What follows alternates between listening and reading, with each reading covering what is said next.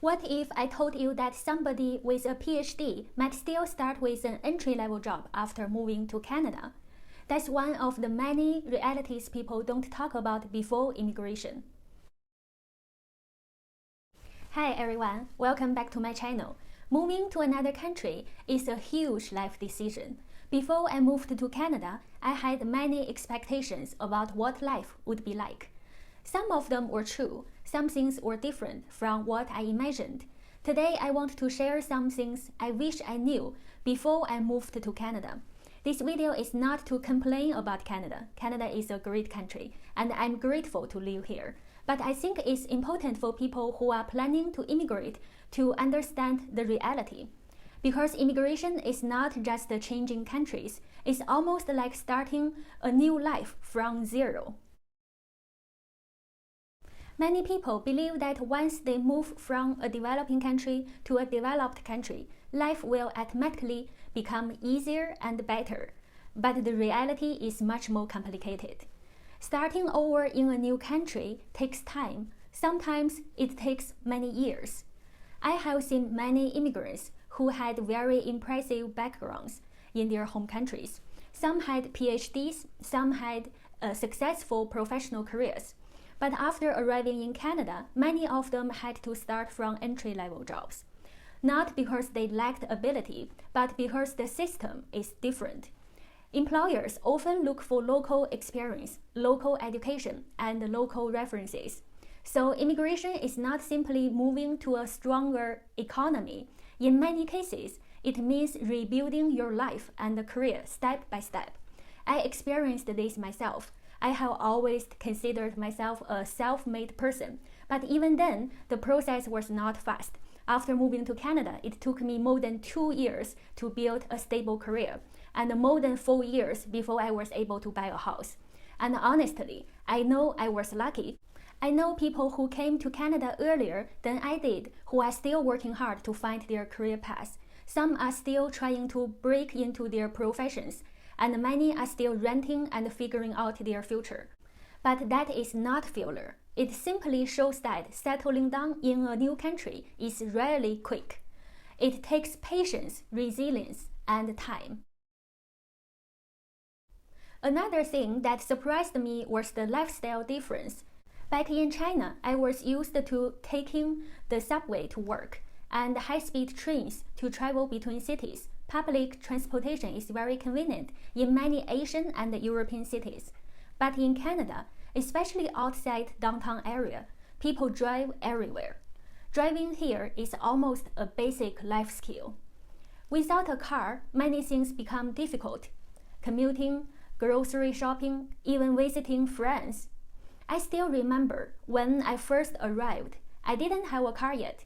To get to my part-time job, I had to take 3 buses, sometimes in heavy snow during winter, and sometimes buses were delayed. That experience made me realize that learning to drive is almost necessary in many parts of Canada. Another thing I wish I knew earlier is that many professional certificates from other countries are not recognized in Canada. Back in China, I had dozens of certificates, but when I came to Canada, not even one of them was accepted. For example, if I wanted to work in the banking industry here, I would have to take all the professional exams again, according to Canadian standards. For many immigrants, this can be frustrating. Imagine studying and working for years in your home country, and then suddenly you need to start from the beginning again. Some people choose to go back to school. Some people change careers completely.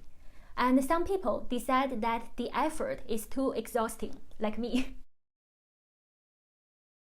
Before moving to Canada, I already knew winters would be cold. But knowing something and actually experiencing it are two very different things. Winter here is not just cold. It's also very long. Snow can stay for months, and the daylight becomes much shorter. What surprised me is that even though I'm from northern China, where winters can be quite similar to the Toronto area, I still felt that winter here was long and sometimes difficult. One reason is the lifestyle.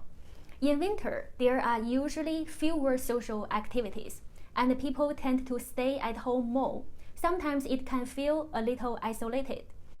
I have even heard some people say they feel depressed during the winter months because of the long cold season and the lack of sunlight. As a newcomer, you also have to learn many small but important things, like how to dress properly in layers, how to walk safely on icy sidewalks, how to drive in snow, and how to keep your mood positive during long winters. After a few years, many people adapt, but for many immigrants, the first few winters can definitely be an adjustment. Another thing many immigrants don't expect is that building a social circle can take longer. In some countries, it's easy to make friends quickly through school, work, or social gatherings. In Canada, people are generally very polite and friendly, but they also respect personal space and privacy. So friendships sometimes develop more slowly.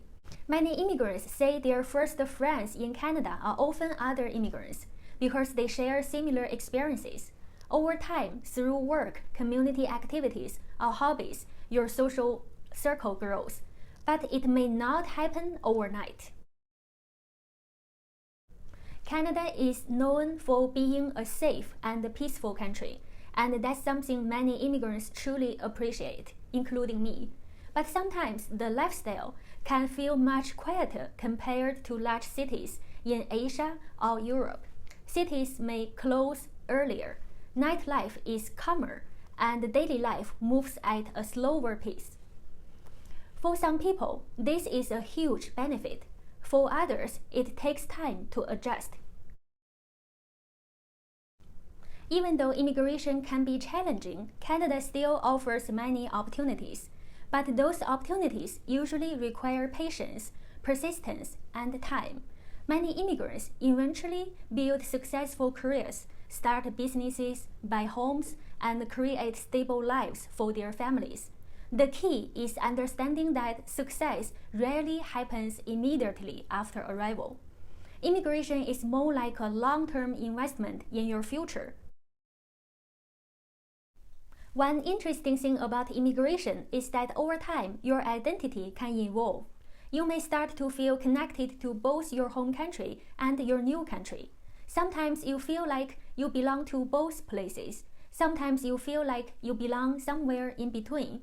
But that experience can also be meaningful. You gain a broader perspective of the world and understand different cultures. Looking back, there are many things I wish I had known before moving to Canada, not because Canada is bad, but because immigration is a complex journey.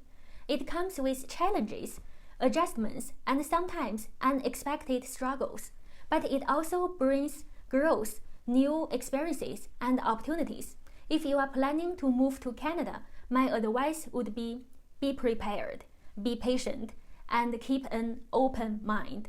Because starting a new life in another country is not easy, but it can also be one of the most meaningful journeys in your life. Thank you so much for watching. I will see you in the next one. Bye.